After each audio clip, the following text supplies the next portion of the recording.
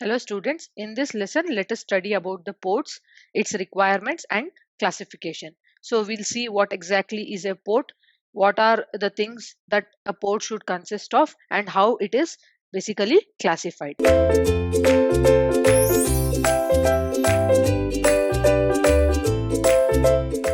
If you want to know about the port is used to indicate a harbor with terminal facilities. So it is basically a harbor, right? A harbor with terminal facilities.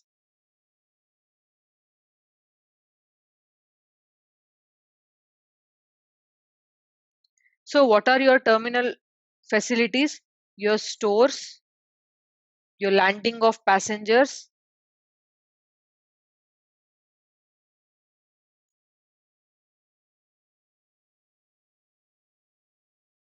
your cargoes, I mean landing of cargoes, etc. All can be added to this. Okay, so thus a harbor consists of waterways and channels as far as the pierhead lines, right? Whereas a port includes everything on the landward side of those lines. Okay, that is your piers, slips, waivers, sheds, tracks, handling equipments, everything will come into this. So on the land side, whatever is there, if we include all those things, then it is called as a port. And on the water side, only if things on the water side up to the pier head line is included, then that is called as a port. So this will help make a difference between your port and your harbor. So normally your ports are under state government and your harbors are under your central government.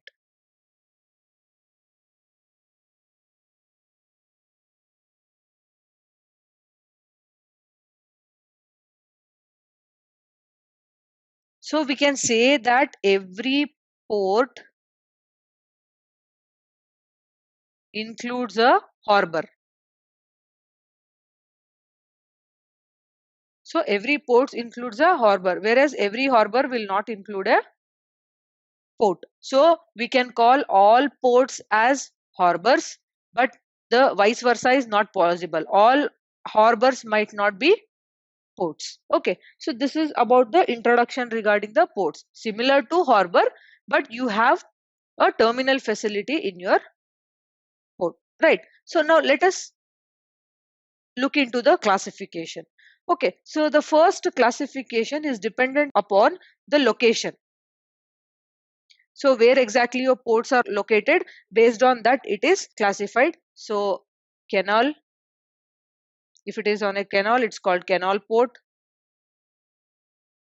River or inland port, if it is on a river or an inland, then your seaport.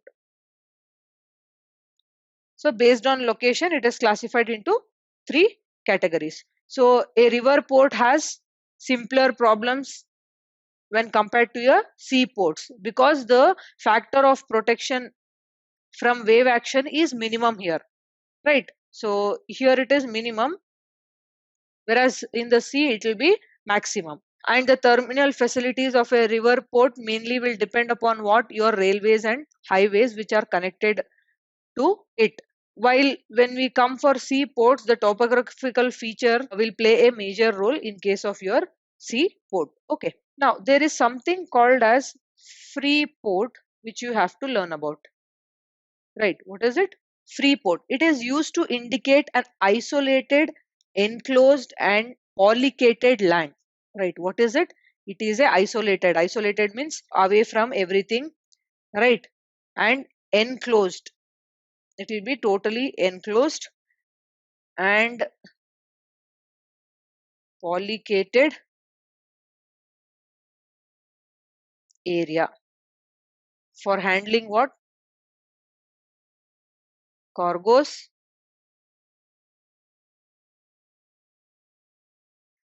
So this type of ports are used for the purpose of reshipping without the intervention of customers. So it should not be known to the customers. Okay, it is furnished with the facilities like loading, unloading, right, for storing of goods and reshipping them by land or water, and for supply of fuels. So free port thus indicates an area within which goods can be loaded, stored, mixed, blended, repacked, manufactured, and reshipped without payment of duties and without the intervention of customer department. So that exactly is your free port. So let us light it. What does it indicate? It indicates an area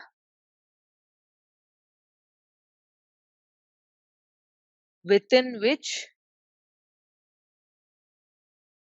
goods can be what all we can do with the goods here. We can land them, store them, mix them, blend them, repack, manufacture, reshipped.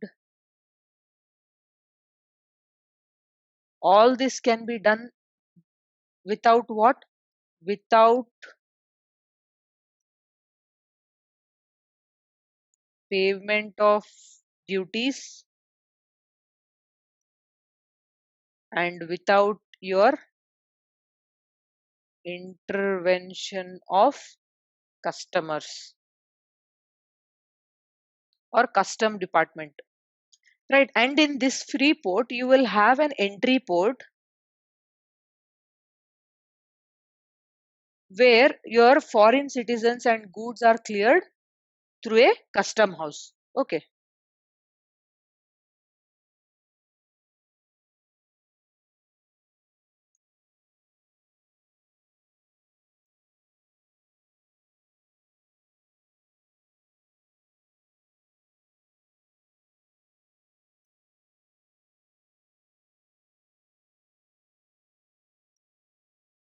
So this is your first type. Second one is your free port, and the third one is dependent upon the commodities which the port deal with. Right. So like your grain.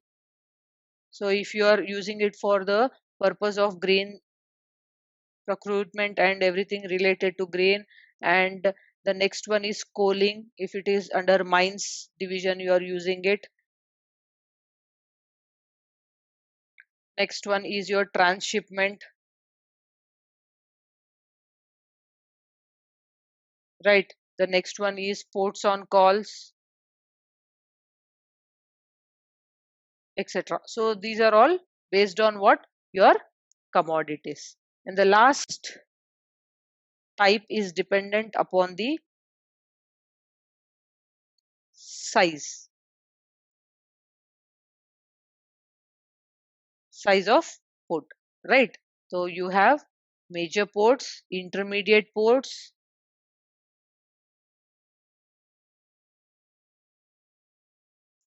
and minor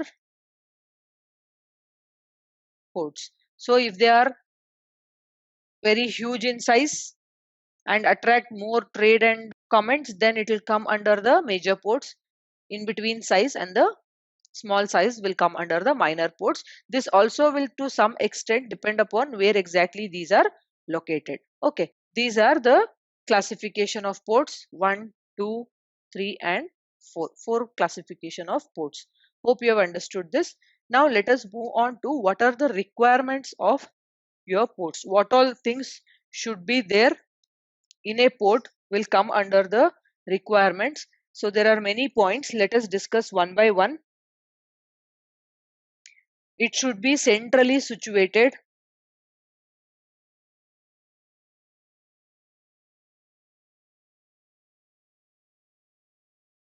For the hinterland. Okay, so what is hinterland? Hinterland is the part of the country behind which it can be served with economy and efficiency by the port. So that particular region is called as hinterland. So it should be centrally situated at the hinterland ports. Okay, the second one is it should get good tonnage. What is tonnage? Charge per kilonewton of cargo that the port will handle, or else it cannot run, right? So good tonnage is nothing but charge per kilonewton of cargo, that is the amount which is coming into the port.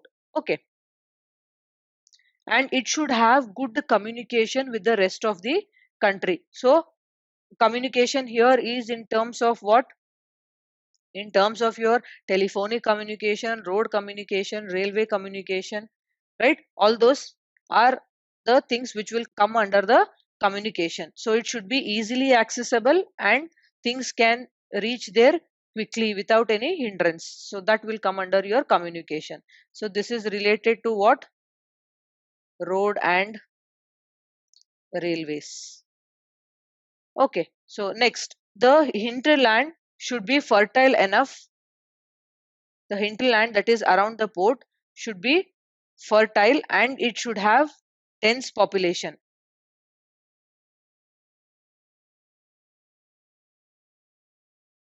Only then your port will work under optimal condition.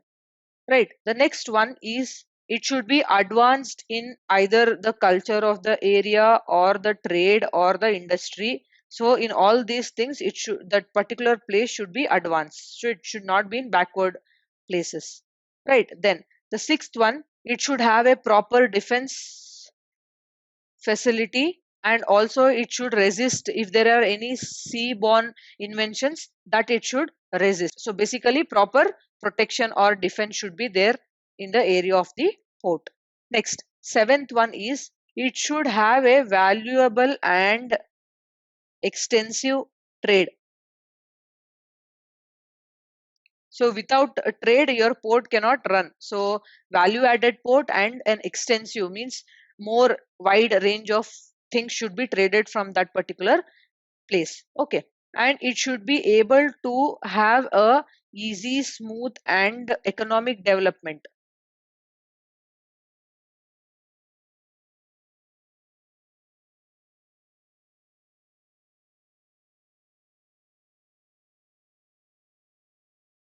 Right. The next one is it should afford shelter to all the ships that are coming into the port through all seasons and throughout the year, you can say. Right. That is one of the major importance. Next, and it should provide almost all or maximum facilities for the visiting ships, whichever ships are coming, no, whether it is in terms of service, recreation, refreshment. So for the visiting ships, it should provide what? Maximum facilities, or else ships will not come and hence the trade will be reduced. Right. The next one is the passages which lead them to the open seas should be good enough, or else the entry and exit will become very difficult. So it should have sufficient width,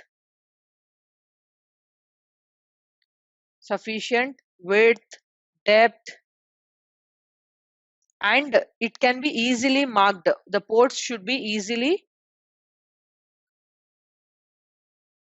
marked means they should be easily sighted. Whoever is coming there should be easily able to find the particular port. So that is one of the major requirement. And lastly, the land surface which is there in the port should be sufficiently hard enough